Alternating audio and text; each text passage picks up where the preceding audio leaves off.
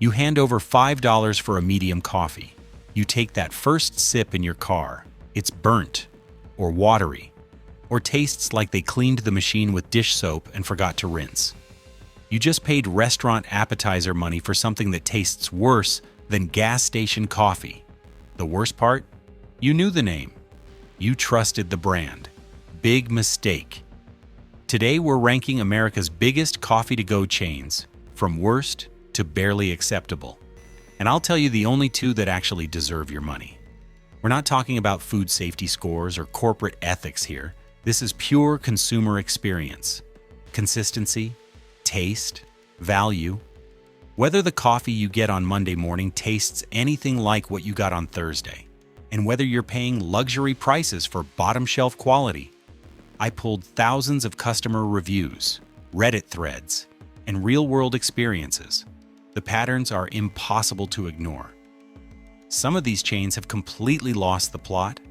Two have somehow figured out what the rest can't. Number 7, Peet's Coffee. Peet's likes to position itself as the sophisticated older sibling of Starbucks. Premium beans, darker roasts, a Bay Area pedigree. The reality? Customers constantly report that Peet's Coffee tastes aggressively burnt. One customer put it perfectly. It's like they roast it until it's mad at you. The darker roast can work if you're buying whole beans at home and brewing it yourself. But their drip coffee? Multiple people describe it as charcoal water or burnt tire. The bigger issue is inconsistency across locations. Boston area reviews mention watery, under-extracted coffee. California locations get complaints about bitter, over-extracted coffee. For a chain that charges Starbucks prices and markets itself on coffee expertise, you'd expect some quality control. The value equation doesn't work either. You're paying $4.50 to $5.50 for a coffee that tastes like someone forgot it on the burner for an hour. If you want that dark roast flavor, buy their whole beans and brew at home. Don't trust their to-go cups. Number 6, the Coffee Bean and Tea Leaf. This California-born chain expanded nationwide and became the epitome of overpriced mediocrity. Their whole pitch is, we're not Starbucks, but customers consistently say they're worse than Starbucks and more expensive. The quality is all over the map. One location in LA might serve you a decent latte. Drive 10 miles, and the next location gives you something that tastes like they made it 3 hours ago and microwaved it. Customer reviews use words like flavorless, dishwater, and I've had better coffee at a hospital cafeteria. And the prices. They charge luxury money for mid-tier coffee. One customer calculated they paid $6.75 for a medium latte that tasted like hot milk with a coffee rumor. Not worth it. If Coffee Bean is your only option, order their tea. Multiple customers say it's the only thing they do competently, but for coffee, keep driving. Number 5, Caribou. Caribou wants to be Minnesota nice. Cozy lodge aesthetic, reindeer logo, the promise of craftsman coffee. Instead, they deliver overcomplicated menu chaos and wildly inconsistent execution. The core problem is they can't decide what they are. Are you a cozy coffee house, a fast casual chain, a smoothie bar? The menu tries to do everything and does nothing well. Customers complain the regular coffee tastes like burned water with a caffeine rumor, while the specialty drinks are so sugary they might as well be milkshakes. But the real killer is location inconsistency. You'll find reviews of the same drink at different locations described as perfect and undrinkable in the same week. One customer wrote, "I don't know if I'm getting actual coffee or if someone's guessing what coffee should taste like." The Midwest locations tend to be better than their recent expansions, but even then you're rolling the dice. For a chain that positions itself as craft-focused, that's unacceptable.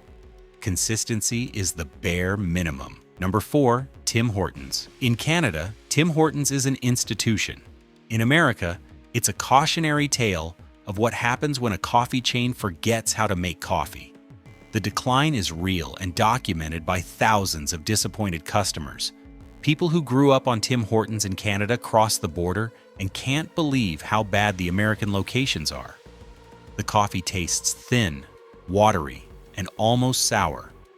One customer described it as brown water that's vaguely coffee adjacent. The food situation is even worse. Donuts that taste like cardboard. Sandwiches that look nothing like the menu photos. Multiple people mentioned getting stale pastries. One review said, "The donut was so stale, I'm pretty sure it remembered the Reagan administration." Here's the thing. Tim Hortons changed its coffee supplier years ago, and quality collapsed. In the US, they're running on brand recognition from people who remember when they were good. New customers try it once and never come back. If you're in Canada, maybe you'll get lucky with a decent location. In the States, it's not worth your time or money. The Tim Hortons you remember doesn't exist anymore.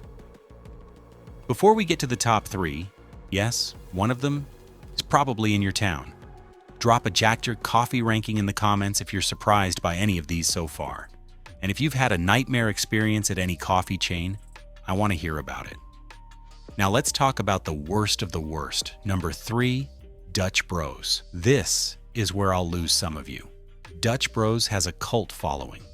The drive-through energy, the friendly staff, the TikTok hype. But here's the truth. Dutch Bros doesn't serve coffee. They serve candy-flavored caffeine milk. Customer after customer makes the same point. If you order a plain coffee, it's terrible. Bitter, harsh, one-dimensional. The only way Dutch Bros works is if you bury it under 3 pumps of vanilla, caramel, drizzle, and whipped cream. At that point, you're drinking a milkshake that happens to contain caffeine. One former barista said, "We were trained to upsell flavor shots because the actual coffee was undrinkable by itself." Another customer wrote, "I ordered a black coffee and the barista looked at me like I'd asked for poison." The vibe is great if you're 22 and want a sugar rush, but if you actually like the taste of coffee, Dutch Bros is a nightmare. And they charge premium prices for it. You're paying $5 to $7 for something that tastes like melted ice cream with espresso in it. If you love Dutch Bros, that's fine. But don't confuse it with good coffee. It's a dessert delivery system. Number 2, this might shock people. Dunkin' is everywhere. America runs on Dunkin'. Except America is running on watery, inconsistent, often burnt coffee that costs way too much. The number one complaint about Dunkin' is consistency, or the complete lack of it. Go to Dunkin' on Monday, and your coffee is perfect. Tuesday, it tastes like they forgot to add coffee to the coffee. On Wednesday, it's burnt. One customer said, "I've gotten 5 different drinks from the same order at the same location in 1 week." Then there's the quality issue. Dunkin' coffee, when made correctly, is aggressively mediocre. It's not good, it's just not offensive. But most of the time it's watery, flavorless, or bitter. For a company literally named after coffee and donuts, that's embarrassing. And the prices have crept up to Starbucks levels without any improvement in quality.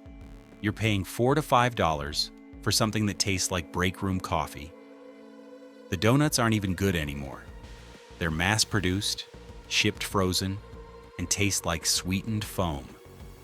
Dunkin' survives on convenience and habit, but habit isn't quality. If you have literally any other option, take it. Number 1, Starbucks. The biggest doesn't mean the best. Starbucks is the Walmart of coffee chains, everywhere, expensive, consistently disappointing. Let's start with the core product. Starbucks over-roasts their beans to the point where every drink tastes the same. Burnt. They do this intentionally for consistency, but the result is coffee that tastes like charcoal dissolved in hot water. Customers describe it as cigarette ashtray and burnt rubber. Multiple reviews say gas station coffee is better. The prices are insulting. $7 for a medium latte, $8.50 for a frappuccino that's more sugar than coffee. You're paying luxury money for fast food quality. But here's the real killer. Starbucks treats coffee like an afterthought. Their focus is on seasonal gimmicks, celebrity partnerships, and turning drinks into Instagram content. The actual coffee? Just a vehicle for caramel sauce and pumpkin spice. Consistency is also a massive problem. Order the same drink at 3 different Starbucks, and you'll get 3 different drinks.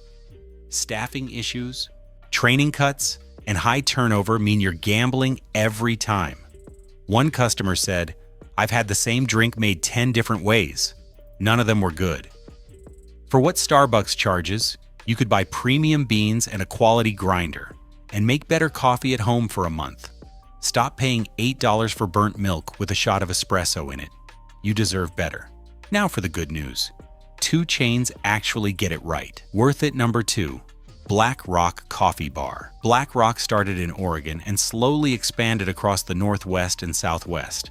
They're still regional, which might be why they haven't screwed it up yet. The coffee is consistently good. Not amazing, not life-changing, but reliably solid every single time. Customers mention the same experience across locations. Smooth, well-extracted coffee that actually tastes like coffee. No burnt notes, no watery mess. The pricing is fair. $3.50 to $4.50 for drinks that would cost $6 at Starbucks. And the quality is better. Multiple reviews mention being shocked at how much better Black Rock is compared to the big chains. They also train their staff properly, consistent preparation, friendly service without being aggressively over the top about it. You order a coffee, they make it well, you leave happy. Revolutionary concept. If you see a Black Rock, stop. It's worth your time. Worth it? Number 1. Biggby Coffee. Never heard of them? They're a Midwest chain that does one thing right. They care about coffee quality, and it shows. Biggby focuses on consistency above everything else. Same drink, same quality, every location. Customers across multiple states report identical positive experiences. The coffee is smooth, not bitter, properly extracted. When you order a cappuccino, you get an actual cappuccino, not a dessert in a cup. The value is unbeatable. A large coffee runs about $3. Specialty drinks top out around $4.50. Compare that to Starbucks charging $7+ for burnt milk. But what really sets Biggby apart is that they respect coffee. They're not trying to be a lifestyle brand. They're not chasing TikTok trends.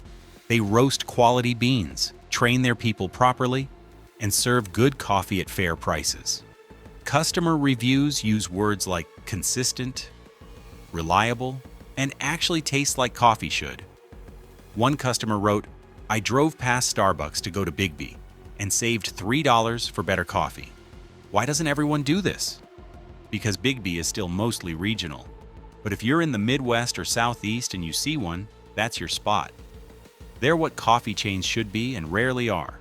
Bottom line, stop paying luxury prices for burnt mediocrity. Find a local shop or track down a Biggby. Your wallet and your taste buds will thank you. Drop your coffee horror stories in the comments.